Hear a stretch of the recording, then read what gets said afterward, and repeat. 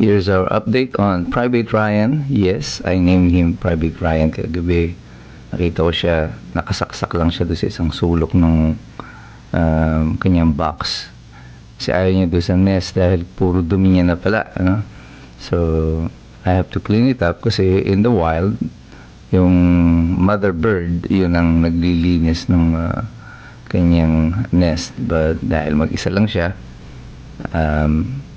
ayaw niya yung may dumi. So, ginawa ko, tinanggal ko siya muna dun sa nest.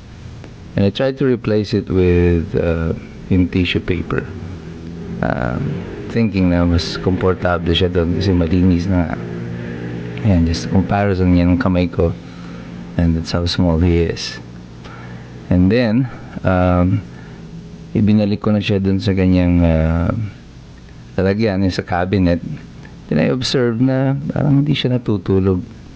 He doesn't look comfortable at all. So what I did is nilinis ko itong nest na ito. And I'm amazed, yung structure nito. I don't know paano hinabi ng ibon yung pira-pirasong dahon at napakatibay niya. Hindi mo siya basta mapunit. Para siyang kumot, para siyang tela. So naisip ko maybe it needed yung nest para maging familiar siya dun sa lugar. Maybe the smell of tissue is not comfortable with him. Yung nilagay ko nga, yun, bumalik siya dun sa sulok. Nakakatulog na siya ng mahimbing because he's now in familiar ground. And in the morning, iyak na uli siya. Buhay pa si Private Ryan. And pinakain ko uli siya nung mash na mango.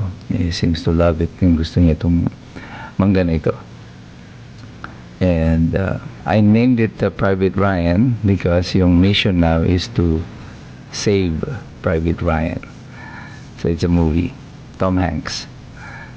And medyo lumalakas na siyang kumain. I still loves it. Pag nandun lang siya sa kamay ko. Ayan. You see him really shaking pag andyan na yung food sa tapat ng bibig niya. And so that's all for today for Private Ryan.